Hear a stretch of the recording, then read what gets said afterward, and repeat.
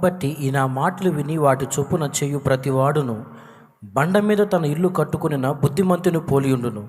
వాన కురిసెను, వరదలు వచ్చెను, గాలి విసిరి ఆ ఇంటి మీద కొట్టెను గాని దాని పునాది బండ మీద వేయబడిన గనుక అది పడలేదు. మరియు ఈ నా మాటలు విని వాటి చొప్పున చేయని ప్రతివాడు ఇసుక మీద తన ఇల్లు కట్టుకునిన బుద్ధిహీనుని పోలియుండును. వాన కురిసెను, వరదలు వచ్చెను, గాలి విసిరి ఆ ఇంటి మీద కొట్టెను, అప్పుడది కూలబడెను, దాని పాటు గొప్పదని చెప్పెను. దేవునికి స్తోత్రం కలుగునుగాక. ఆయన భూమి మీద మానవ శరీరంతో ఉన్నప్పుడు 30 ఏళ్ల ప్రాయంలో రక్షణానుభవంలోకి వచ్చి ఆ తరువాత 40 దినములు ఉపవాస ప్రార్థన చేసి తర్వాత బోధింపను ఆరంభించాడు, పరిశుద్ధాత్మ బలంతో నిండుకొని. అలా బోధించడానికి నోరు తెరిచి మాట్లాడినప్పుడు ఎన్నో విలువైన సందేశాలు ఆయన మాట్లాడాడు.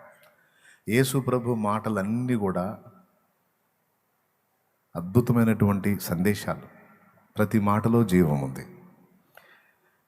ఇప్పుడు ఇందాక ఒక మాట చెప్పాను నేను, వారు శ్రమ పెట్టిన కొలది వీరు విస్తరించారు అని. అది దేవుని మాట లేకపోతే నా మాట? పెద్దగా చెప్పాలి. దేవుని మాట అబద్ధమా? దేవుని మాట నిష్ప్రయోజనం అయిద్దా, నిష్ఫలం అయిద్దా, నిర్వీర్యం అయిద్దా? నో, తప్పకుండా జవాబు పొంది తీరిద్ది. ఇప్పుడు యేసు ప్రభు అన్నాడు, నా మాటల్ని మీరు తీవ్రంగా తీసుకోండి, తేలిగ్గా తీసుకోవద్దు. ముచ్చటైన 3 దరిద్రాలని. మొట్టమొదటిది దేవుని మాటల్ని తీవ్రంగా తీసుకోకపోవటం. రెండవది ఆ మాటలను అనుసరించి దిద్దుబాటు చేసుకోకపోవటం. మూడవది దిద్దుబాటు చేసుకోకపోగా తను చేసే వాటిని సమర్థించుకోవటం. ఇవి ముచ్చటైన 3 దరిద్రాలు. వీటిని మనం వదిలేయాలి. మొట్టమొదట దేవుని మాటల్ని తీవ్రంగా తీసుకోవాలి. అవి సీరియస్, అవి ఖచ్చితంగా జరుగుతాయి. మిస్ అవో, పక్కా నెరవేరుతాయి. కొంతమందికి ఆ సీరియస్నెస్ ఉండదు దేవుని మాటల విషయంలో. ఈరోజు నేను చెబుతున్నాగా, ఒక సేవకుడిగా, దేవుని వాక్యం ఎరిగిన వ్యక్తిగా ఒక మాట చెప్పా. నీ ఆదరణ కోసం అనుకో, లేకపోతే ధైర్యం కోసం అనుకో, ప్రోత్సాహం కోసం అనుకో, దేనికన్నా అనుకో. దేవుడు నీ జీవితంలో నీకు ప్రస్తుతం అనుమతించినటువంటి శ్రమలు నీ విస్తరణకే దేవుడు నియమించాడు. నిన్ను ఆశీర్వదించుట కొరకే అనుమతించాడు.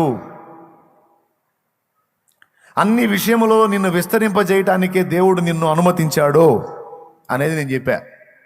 నా మాట ఇది, దేవుని మాట. దేవుని మాట.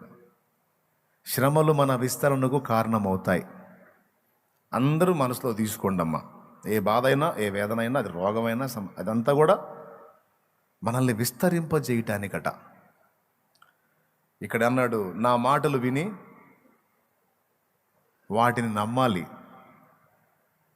వాటిని అంగీకరించాలి, స్వీకరించాలి, వాటి చొప్పున చెయ్యాలి. అలాంటోడు బండ మీద తన ఇల్లు కట్టుకున్న బుద్ధిమంతుని పోలి ఉండును. వాన రాదని చెప్పలా, వరద రాదని చెప్పలా. వాన వచ్చినా వరద వచ్చినా నా మాటల మీద విశ్వాసం ఉంచి వాటి మీద తను తాను కట్టుకున్నాడు, ఎన్నొచ్చినా పడడు. కొడితే గట్టిగా ఎన్నన్నా రాని, రావని నేను చెప్పట్లా, వస్తాయి. ఎన్నన్నా రాని, నా మాట మీద విశ్వాసం ఉంచినవాడు, నా మాట మీద తన బ్రతుకును కట్టుకున్నవాడు పడడు, చెడడు. వచ్చినవన్నీ కూడా వానికి ప్లస్గానే మారతాయి. వచ్చినవన్నీ కూడా వాడిని ఇంకా బలపరచడానికే తోడ్పాటు అందిస్తాయి. కానీ నా మాటల్ని తేలిగ్గా తీసుకొని వాటిని విశ్వసించకుండా, వాటి మీద తను తాను కట్టుకోకుండా ఉన్నవాడు ఇసుక మీద ఇల్లు కట్టుకున్న బుద్ధిహీనుడు. తేడా పడతాడు, నిలవదు వాడిది అనే మాట ప్రభు మాట్లాడాడు. అందుకే మీకు ప్రేమతో చెప్తున్నా, యేసు ప్రభు చెప్పిన ఈ బంగారు మాట, దేవుని వాక్యం ఏది చెబుతుందో అది మనం ప్రగాఢంగా విశ్వసించాలి, అది సీరియస్గా తీసుకోవాలి. బైబిల్లో దేవుని మాటలన్నీ పుటం పెట్టినవే. వాటికి ఏమి మచ్చ లేదు, డాగు లేదు, ముడత లేదు, కళంకం లేదు, స్వచ్ఛమైన మాటలు. ఇప్పుడు ఈ ఒక్క మాట మీదకి మనం దృష్టి నిలుపుదాం. ఏ మాట మీదకంటే, వారు శ్రమ పెట్టిన కొలది విస్తరించిన ఒక్క మాట మీద మనసు పెడదాం. ఫస్ట్ ఆదాము హవ్వల్ని దేవుడు నిర్మించినప్పుడు వాళ్ళని ఒక మాటతో ఆశీర్వదించాడు. ఏమని ఆశీర్వదించాడో బైబిల్ తీయకుండా మీరు చెప్పాలి. పెద్దగా చెప్పండి. ఫలించమని దీవించాడా? సరే, ఇబ్బంది పడవకండి. ఆదికాండం తీయండి. 1వ అధ్యాయం 28వ వచనం. 1:28 ఆదికాండం. బైబిల్ ఉన్నోళ్ళు తీయండి. కొద్ది మాటలే, ఇంకా నేను ముగించబోతున్నా. ఎక్కువసేపు ఉండటానికి కుదరదు, నేను వెళ్ళాలి. అందుకని నువ్వు వెళ్తే మేము ఉంటాం, మేము కూడా వెళ్తామంటారా? ప్రార్థన చేయొద్దు. అది దేవుడు వారిని ఆశీర్వదించెను, ఎట్లనగా మీరు ఫలించి అభివృద్ధి పొంది విస్తరించి భూమిని నిండించి దాన్ని లోపరుచుకునుడి. అక్కడ దేవుడు వారిని ఆశీర్వదించెను ఎట్లనగా మీరు ఫలించి అభివృద్ధి పొంది విస్తరించి. విస్తరించి అన్న దగ్గర రౌండ్ కొట్టాల. భూమిని నిండించి దానిని లోపరుచుకొనుడి అన్నాడు. ఇది ఆయన ఆశీర్వాదంలో పలికిన మాట. దేవుడు వారిని ఆశీర్వదించెను ఎట్లనగా అని వర్ణించాడు. మీరు ఫలించి అభివృద్ధి నుండి విస్తరించి భూమిని నిండించి దాన్ని లోపరుచుకోండి. ఈ భూమి మీకే, ఇది మీకే అని బ్లెస్ చేశాడు. ఆనాడు ఆ ఆదాము హవ్వల్ని అలా ఆశీర్వదించిన దేవుడు ఈనాడు కూడా ప్రభువుని మనల్ని కలిపి దీవిస్తున్నాడు. మన కడపటి ఆదాం ఎవరు? యేసయ్య. మరి కడపటి హవ్వ, మొదటి హవ్వ ఆమె తెలుసు. ఇప్పుడు కడపటి ఆదాముకు భార్య సంఘం, భర్త ప్రభు. ఇప్పుడు భార్య ఎవరు? పెద్ద చెప్పండి, అన్నం పెడతా, పెద్ద చెప్పండి. సంఘం అంటే ఎవరు?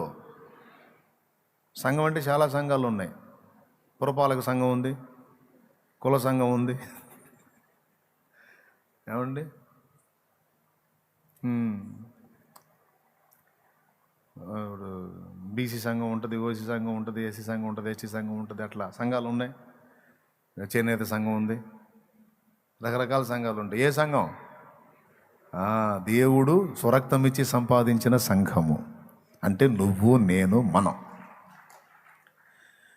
ఆనాడు ఆశీర్వదించి ఆదాము హవ్వల్ని మీరు ఫలించి అభివృద్ధి నొంది విస్తరించి భూమిని నిండించి దాన్ని లోబరుచుకోండి అని పలికిన అదే తండ్రి ఈరోజు ప్రభువుని, ఆయన వధువైన మనల్ని కలిపి దీవిస్తున్నాడు. మీరు కూడా ఫలించి అభివృద్ధి నొంది విస్తరించి భూమిని నిండించి దాన్ని లోబరుచుకోండి. ఇక్కడ నిండించాల్సింది ఉంది, రేపు అక్కడ కూడా నిండించాల్సింది ఉంది. అర్థమైందా? అంత తేలిక కాదులే, మీకు అర్థమయ్యేటట్టు చెబుతాను. ప్రస్తుతానికి ఎక్కడ నిండించాల్సింది ఏంటంటే ప్రభువుతో కలిసి మనం పనిచేసి సువార్త విత్తనాలు వెదజల్లి భూమి మీద దేవుని సంఘమును విస్తరింపజేయాలి. స్తోత్రం. మినహాయిస్తే ఇది తాత్కాలికమే, కానీ 1000 ఏండ్ల పాలన అయిపోయిన తర్వాత ఈ భూమి లయపరచబడి క్రొత్త భూమి, పైనున్న ఆకాశము లయపరచబడి క్రొత్త ఆకాశం వస్తాయి. ఈ నూతన భూమిలో నూతన జనాంగాన్ని విస్తరింపజేయటానికి ప్రభువు మనం కలిసి పనిచేస్తాం. ఆనాడు దేవుడిచ్చిన ఆశీర్వాదం ఆనాటి ఆదాం హవ్వలకే కాదు, కడపటి ఆదాము సంఘానికి కూడా వర్తిస్తుంది అది. సో మనం లోపరుచుకోవాల్సింది కూడా ఉంది. సో దానికంటే ముందు ఇక్కడ మనం ఫలించి అభివృద్ధి చెంది విస్తరించి భూమిని నిండించి దాన్ని లోపరుచుకోవాలి. ఎక్కడో స్టార్ట్ అయింది యెరూషలేములో ఫలింపు. అది దావాలనమై వ్యాపించి వ్యాపించి వ్యాపించి వ్యాపించి దేశ దేశాలు దాటుకొని ఈరోజు నీ చెవికి నా చెవికి వచ్చేసింది ఆ వార్త. అంటే క్రీస్తు తన సంఘం ఫలించటం మొదలు పెడితే ఇంత విస్తరణ జరిగింది. బాగుంది. ఆ విస్తరణలో మీరు నేను కూడా మళ్ళా పాలివారం కావాలి, ఇంకా వర్క్ చేయాలి. ఎవడో తెలియనోడు మాట్లాడిన పనికి మాలిన మాటలు మనం లక్ష్య పెట్టొద్దు. మనం జీవితాలను కాపాడుతున్నాం, నరకం నుండి ఆత్మల్ని కాపాడుతున్నాం, త్రాగుబోతుల్ని మారుస్తున్నాం, దొంగల్ని మారుస్తున్నాం, నరహంతకుల్ని మారుస్తున్నాం, వ్యభిచారులను మారుస్తున్నాం. మతాలు కాదు, మనస్సులను మార్చడానికి ప్రయత్నం చేస్తున్నాం. దుర్మార్గుల్ని మామూలు మనుషులుగా సన్మార్గంలోనికి రప్పించడానికి పడాల్సిన బాధలన్నీ పడుతున్నాం. పనికిమాలిన వ్యర్థులు పనికిమాలిన మాటలు మాట్లాడితే వాటిని లక్ష్య పెట్టాల్సిన అవసరంలా. వాడు చేయడు, చేసేవాడిని కూడా చేయనీయుడు. మళ్ళా ఈడు తాగుబోతోడు మారి చర్చికి వస్తుంటే వీడికి ఏం బాధో బాధ. ఎరా నువ్వు కూడా కలిసావా ఆ మతంలో? నువ్వు కూడా చేరిపోయావా? ఎంత బాగా మారుస్తున్నారా వాళ్ళు అంటాడు వీడు మందారం, ఆయుర్వేద మందారం వీడు అంటాడు వీడు. అదే మనిషి వెళ్ళి బార్ షాప్ చుట్టూ తిరుగుతూ ఉంటే, బార్ షాప్ చుట్టూ తిరిగి వీడి కష్టార్జితం అంతా రంగు నీళ్ళకు పోసి, భార్య పిల్లల కష్టార్జితం కూడా వాళ్ళని తన్ని, వాళ్ళ రక్తాలు గారేటట్టు కొట్టి, వాళ్ళని రోడ్ల మీదకి ఈడ్చి బజారు పాలు చేసి, ఆ సొమ్ము కూడా తీసుకెళ్ళి తాగి తాపిస్తా మొత్తం నాశనం చేస్తుంటే ఈ మందారం ఒక్క మాట కూడా చెప్పడు. వీడు అడుబడిపోతుంటాడు సైగ్గా. వాడే మారి, ఇప్పుడు నువ్వు చెప్పిన సువార్త విని ఆ చెడిపోయినోడు మారి చక్కగా తెల్లటి బట్టలు కట్టుకొని, పరిశుద్ధ గ్రంథం చేత పట్టుకొని, భార్య పిల్లలను తీసుకొని, బజార్లో గొడవ లేకుండా, ఇంట్లో అల్లరి లేకుండా, వాడు రోజుకి 1000-1500 సంపాదించే సంపాదన ఇంట్లో ఖర్చు పెడతా చక్కగా కాస్త స్థలం కొనుక్కొని, కాస్త ఇల్లు కట్టుకొని, కాస్త మంచి కళకళ ఆడేటట్టుగా వాడు అడుగులు వేస్తున్నాడు అనుకో. అప్పుడు వచ్చి వీడికి ఎక్కడ లేని బాధ్యత వచ్చింది వాడి మీద. వచ్చి అంటాడు, ఎదురా పోతున్నావా? మన వాళ్ళకి ఏమైందిరా? అసలు ఏందిరా ఎట్ట మారిపోతున్నారు ఏందిరా అంటే, వీడి స్వాప్ ఏంది? వీడు ఇంకా బారు షాపుల చుట్టూ తిరగలేదు, వీడు ఇంకా నాశనం కాలేదు, వీడు బాగుపడ్డాడే, వీడు బతికిపోయాడే. మరి దరిద్రుడికి చేత కాలేదుగా వాడిని మార్చడం, ఆ చెడిపోయిన జీవితంలో నుంచి వాడిని మంచి సన్మార్గంలో నడిపించడం వాడు చేత కాలేదుగా. వాడు ఫుల్గా చొక్కేసుకొని వస్తుంటే వీడు కుక్క కానీ పక్క బజార్లో తోక ముడిసిపోయినట్టు వెళ్ళాడుగా. తన బజార్లో కుక్క తోక ఎత్తి నడిచిద్ది, పక్క బజారు పోయినప్పుడు కుక్కను చూసారా మీరు? తోక ముడిచి నడిచిద్ది అది. అటు గుర్రం ఎక్కువ వస్తుంటే, అశ్వారోహకుడే వస్తుంటే, అనగా బహుగా మద్యం సేవించి వీధుల్లో సంచరి అనుకుంటూ తిరుగుతుంటే, బారా బాగుండా వెళ్తున్నాలే అనుకుంటూ పోతాడు వీడు. ఆడన్నీ మానుకొని చక్కగా భార్య బిడ్డలు తీసుకొని పరిశుద్ధుడై దేవుని సన్నిధికి వస్తుంటే ప్రతి ఒక్కడు క్లాసు బీకపోతారు అడిగి. దేవునికి స్తోత్రం. అడగాలి. తప్పదాగి రోడ్డు మీద పందికి నాకు తేడా లేకుండా బతికిన రోజున ఎవడు అడగలేదురా? నా భార్య బిడ్డలకు పట్టడనో ఎవడు పెట్టలా. ఈరోజు యేసు ప్రభు కృపతో నేను మారా, ఆయన ప్రేమను తెలుసుకున్నా, సత్యంలోకి వచ్చా, నా చెడుతనం వదిలేశా. ఒకప్పుడు కుక్కకి పందికి నాకు తేడా లేదు. బురద గుంటలో పడి బజ్జీలు అనుకుని కప్పలు తిన్నా. నీకు తెలుసురా?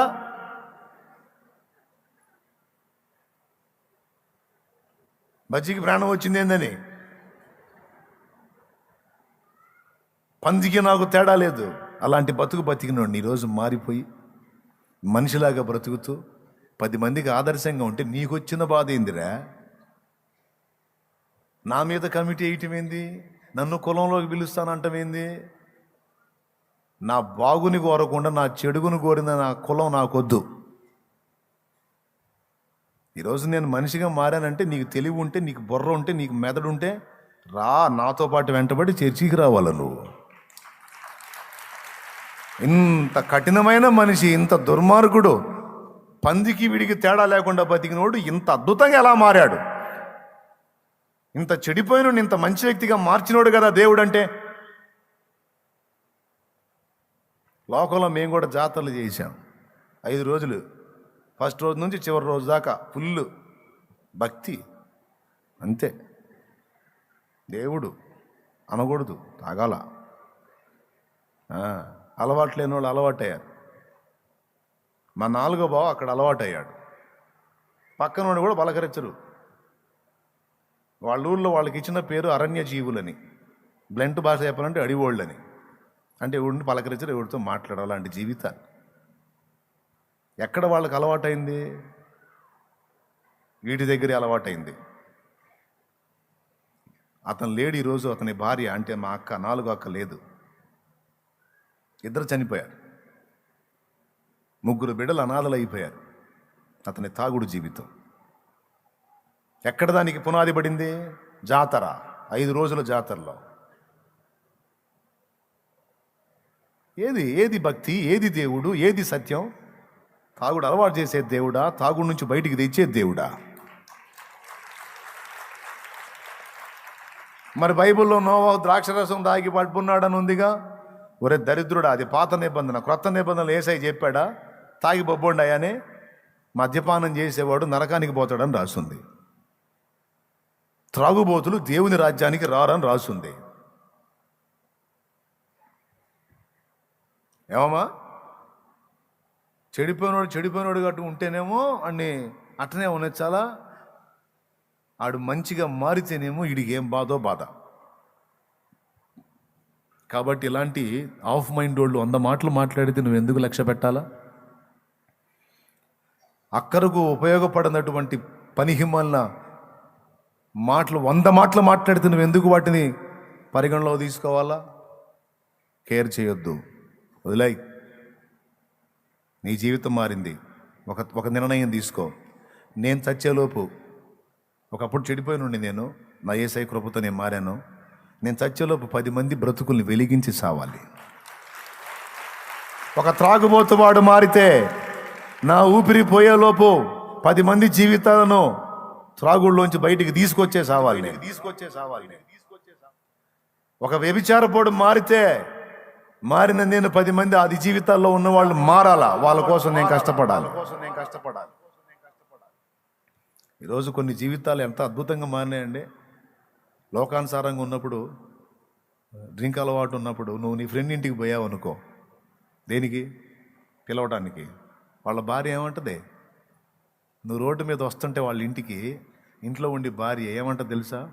వస్తున్నాడు వీడికి లారీ తగల, వీడికి గుణం బుట్ట, వీడి మంచి వాళ్ళు చేస్తున్నాడు, వీడి జావడు, వీడి ధ్యానం చెయ్య, వీడికి బొసు తగల, ఎప్పుడు చేస్తాడు, వీడికి కష్టం కావాలని తిడతారు లేదా?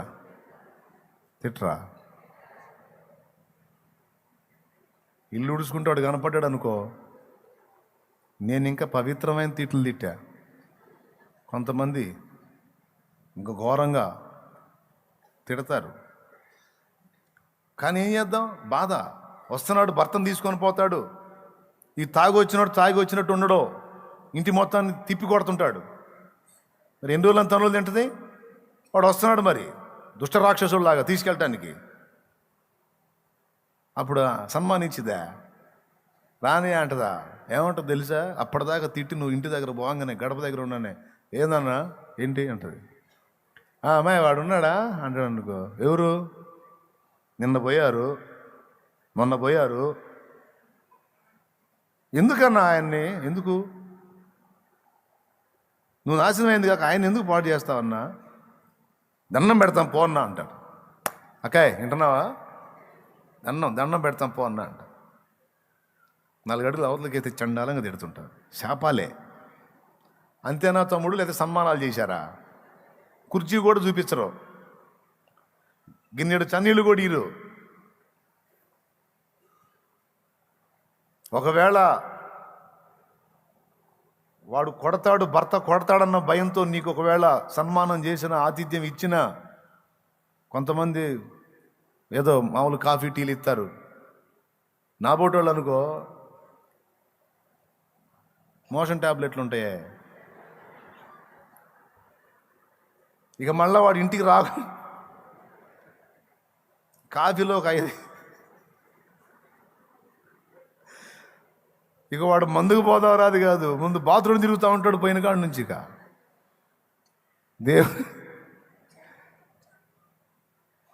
అట్ట చేసిన వాళ్ళు కూడా ఉన్నారు.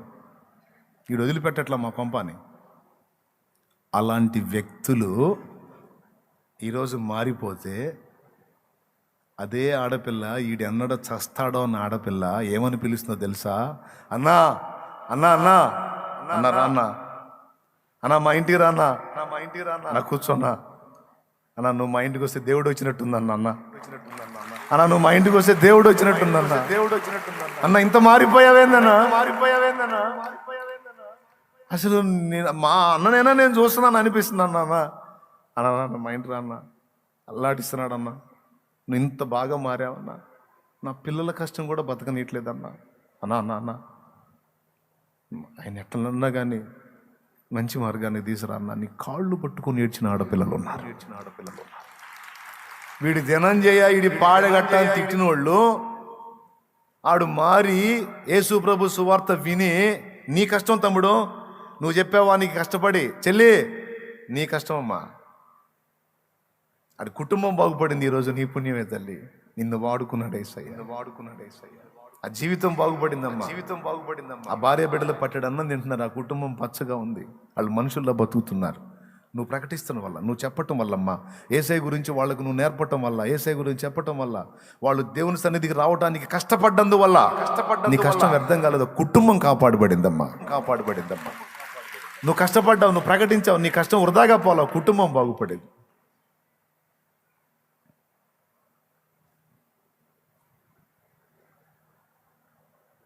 దండం పెట్టి అన్న అన్న కూర్చోన్న, అన్న నీళ్ళు తాగుతావా అన్న, కూర్చోన్న కాఫీ తెచ్చిస్తాను ఆగన్నా, అమ్మ పర్లేదు తల్లి నేను వెళ్తారా అన్న, అన్న అన్న కొద్దిగా ఒక 10 నిమిషాలు ఆగన్నా, వచ్చాడన్నా అన్న నా మాట అనలా అన్న చేతులు ఎత్తండి, నేను అనుభవం ఏం పొందాను అన్నాను.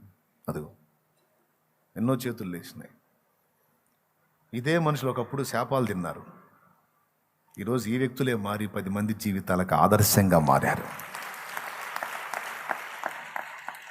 రోడ్డు మీద నువ్వు వెళతా ఉంటే అదే భార్య తన భర్తతో ఏముంటుందో తెలుసా? ఫలానా అన్న చూడు, చూడవయ్యా నీకంటే దారుణంగా తిరిగినోడు, ఇప్పుడు చూడవయ్యా, అదయ్యా బతుకు. ఆ ఒక్క చెల్లే కాదు, ఒక తల్లి నిన్నే చూపించిద్ది, ఒక చెల్లి నిన్నే చూపించిద్ది. నీ మాదిరి చూపించి ఒక తల్లి తన కొడుకు చెప్పిద్ది, ఫలానా అన్న చూడరా ఎట్ట మారి, అన్న చూడరా ఎట్ట మారి. ఒక భార్య తన భర్తకు చూపించిద్ది, ఫలానా ఆయన చూడు, ఫలానా కూడా పోవచ్చు కదా. జీవితాలు రక్షిస్తున్నాం మనం, మతాలు కాదు మారుస్తుంది, మనస్సులను మార్పులోనికి తీసుకొస్తాం. తమ్ముడు ఫలించి అభివృద్ధి చెందాలి. మనం ఒంటిగా ఆగకూడదు. నువ్వు నిజంగా వెలిగించబడితే ఒక్క దీపం వెలిగించబడి ఒక్కతిగా ఆగిపోకూడదు, ఒక్కడిగా ఆగిపోకూడదు. ఎంత ఓపిక ఉంటే అంత, ఎంత మందిని వెలిగించగలిగితే అంత మంది వెలిగించటమే మన పని. ఒక ఆత్మను శాశ్వతంగా మండే నరకం నుంచి కాపాడుతున్నాం. ఈ భూలోకంలో అతడి కుటుంబం దుర్వ్యసనాలతో అనుభవిస్తున్న నరకం నుంచి కూడా కాపాడుతున్నావు లేదా? చెల్లెమ్మా, నువ్వు పడే కష్టం వ్యర్థం కాదురా. తమ్ముడు, నువ్వు పడే కష్టం వ్యర్థం కాదు నాన్న. ప్రభు నిమిత్తం ఒక ఆత్మ కోసం నువ్వు కష్టపడుతున్నావు, అది ప్రభు నందు వ్యర్థం కాదు. ఎస్, నీకుండే కష్టాలు నీకున్నాయి, నీకుండే బాధలు నీకున్నాయి, నీకుండే ఇబ్బందులు నీకున్నాయి. అయినా వాటిని పట్టించుకోకుండా 4 జీవితాలు వెలిగించాలని నీ గుండె ఆరాటపడుతుంది చూడు, దాన్ని చూస్తాడు నా దేవుడు. 4 బ్రతుకుల్ని బాగు చేయాలని నీ గుండె కొట్టుకుంటుంది చూడు, దాన్ని చూస్తాడు నా యేసయ్య. తప్పకుండా నీకు న్యాయం చేస్తాడు. 10 మంది కోసం నువ్వు ఆలోచిస్తున్నావు కనుక నీ సమస్యలన్నిటిని కూడా నీకు దీవెనలుగా ఆయన మారుస్తాడు. 10 మంది గురించి, వాళ్ళ రక్షణ గురించి నువ్వు ఆరాటపడుతున్నావు కనుక నీకు అడ్డుబండలుగా ఉన్న వాటిని ఆయనే తీసేస్తాడు. వాటి వైపు చూడొద్దు.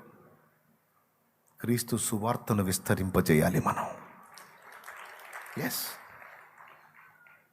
ఈరోజు ఇక్కడ కట్టిన సంఘం ఇక్కడ సరిపోయిద్దండి శాలేం రాజుకి. ఇంకెక్కడో తిరిగి ఆడో సంఘాలు కట్టి ఆడో ఓపెన్లు చేయాల్సిన అవసరం లేదు. ఇక్కడ చాలు. ఓ అబ్బా బోల్డ్ అంత సేవ. కానీ ఎందుకో తెలుసా చుట్టూ తిరుగుతుంది? ఆసువాళ్ళు జే స్మిత్ అనే దైవజనుడు అన్నాడు, ఒక సంఘాన్ని కట్టి ఆ సంఘంలో అన్ని హంగులు ఏర్పరిచి, వినండి బాగా, ఒక మందిరాన్ని కట్టి ఆ సంఘానికి మందిరాన్ని ఏర్పరిచి ఆ మందిరంలో అన్ని హంగులు ఏర్పరిచి పాత బండలు తీసి చలువరాతి బండలు ఆ సంఘం కోసమే వేయించడానికి 10 లక్షలు ఖర్చు పెట్టే సంఘం 10,000 పెట్టి ఒక క్రొత్త ప్రాంతంలో అన్యజనుల రక్షణ కోసం ఒక పాక వేయకపోతే అది చచ్చిన సంఘమే అన్నాడు. అర్థమైందా? ఎంతమందికి అర్థమైంది? చేయొద్దండి. ఏమర్థమైందండి? మాకు కూడా మైకి ఇస్తే చెబుతా ఉంటారు మీరు.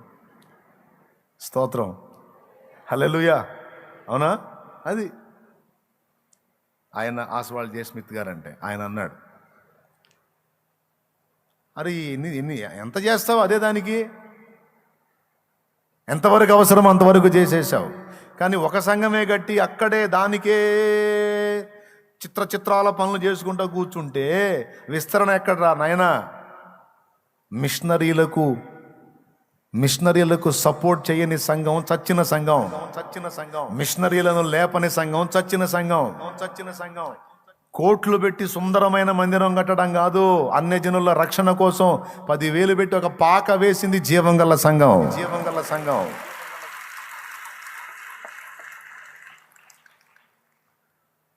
అంటే దేవుడు ఏం ఆశిస్తున్నాడు? విస్తరణ కోరుకుంటున్నాడు. అందుకు అడుగేశా.